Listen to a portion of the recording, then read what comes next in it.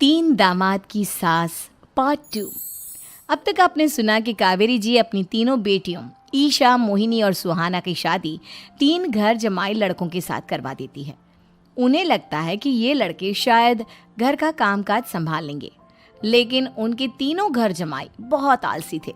वो नौकरी भी नहीं करते थे और बाहर का काम भी नहीं। कावेरी जी ने अपनी बेटियों से कहा कि वो प्रेगनेंसी का बहाना बनाकर अपने पतियों को सबक सिखाए। अब सुनिए आगे। मम्मी, आपने जैसा कहा था हमने वैसा ही किया, लेकिन देखिए ना, विवेक का हाल तो वैसा का वैसा ही है। घर में ना सुबह का नाश्ता बनता है और ना खाना। नौकरी पर जाने की बात करूं तो खाने को दौड़ते हैं मुझे। हाँ मम्मी, मैंने भी सुमित को कितनी बार कहा कि अगर नौकरी नहीं करनी तो कोई छोटी सी दुकान ही खोल लो। घर का खर्चा कैसे चलेगा? देखो दोपहर के 12 बजने आए और जनाब अभी तक सो रहे हैं। हाँ मम्मी, ईशा और सुहाना ठीक कहती हैं। अविनाश का भी यही हाल है। जब मैंने अपनी प्रेगनेंसी के बारे में कहा तो मुझसे कहने लगा, अरे दूसरी लड़कियां तो 9-9 महीने तक नौकरी करती है, बस डिलीवरी के टाइम छुट्टी लेती है। मोहिनी, तुम भी नौकरी करो। अब मुझे कहाँ नौकरी मिलेगी? मम्मी बताओ, अब मैं क्या करूँ?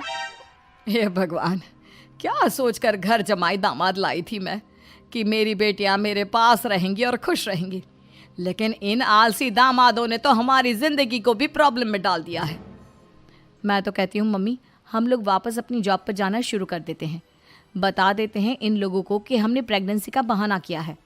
नहीं नहीं बेटा, ऐसी गलती भी मत करना।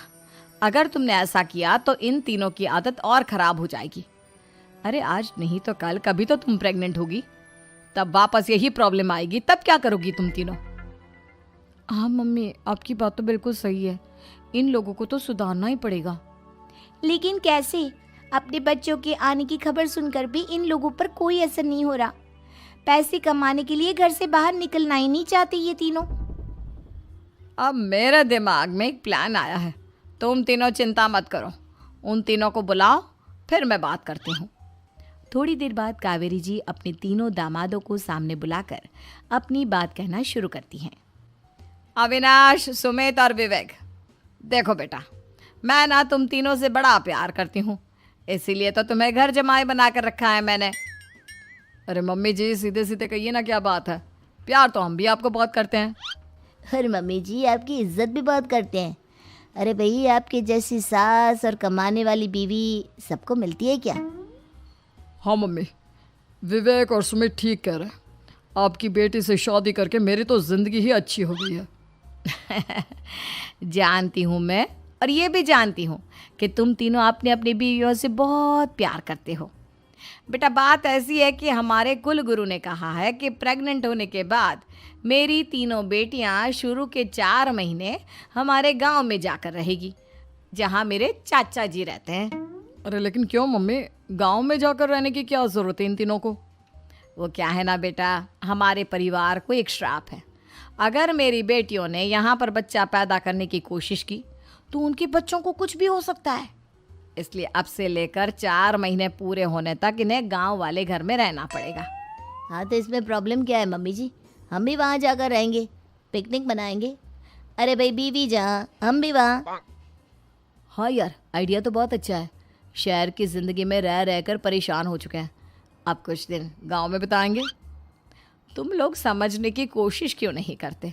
तुम में से कोई भी वहाँ नहीं जा सकता, और मैं यहाँ रहूँगी ना तुम तीनों के साथ। 4 महीने की तो बात है, उसके बाद ये तीनों ही लौट कर आ जाएंगी। ठीक है मम्मी जी, अब हमारे बच्चों का सवाल है तो ये तो करना ही पड़ेगा। कावेरी अपनी तीनों बेटियों को कुछ दिन के लिए घर से बाहर कहीं दूसरे शहर में रहने के लिए भेज देती है।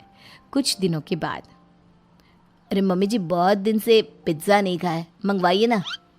क्या बताऊं बेटा, पहले तो बेटियां खर्चा दे देती थी क्योंकि उनकी नौकरी थी, लेकिन अब तो मेरे पास पैसे ही नहीं बचे।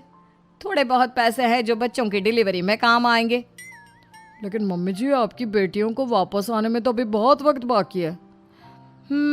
वही सोच सोच कर परेशान हो रही हूँ। सोच रही हूँ कल से दूध भी बंद करवा देती हूँ। अब दूध वाले को देने के लिए पैसे भी तो नहीं है ना। अरे नहीं नहीं मम्मी जी, अगर दूध भी बंद करवा दोगी तो मुझे चाय कहाँ से मिलेगी? और चाय के बिना मैं तो मर ही जाऊँगा। क्या करूं बेटा, इसके अलावा हमारे पास कोई ऑप्शन नहीं है, मेरे पास पैसे ही नहीं बचे। इस तरह कावेरी जी धीरे धीरे अपने तीनों दामादों को पैसे देना बंद कर देती हैं और घर में खाने पीने की चीज़ें लाना भी बंद कर देती है। अब वो तीनों बुरी तरह से परेशान होने लगे थे और इसलिए एक दिन तीनों प्लान करके घर से बाहर निकलते हैं और बाजार में जाने के बाद यार अच्छा खाना खाए हुए कितने दिन हो गए, पता नहीं कब अच्छा खाना मिलेगा। हमारी बीवियों के जाने के बाद तो हमारी हालत भिखारियों जैसी हो गई है यार। कुछ भी हो, मुझे तो आज पिज्ज़ा खाना ही खाना है।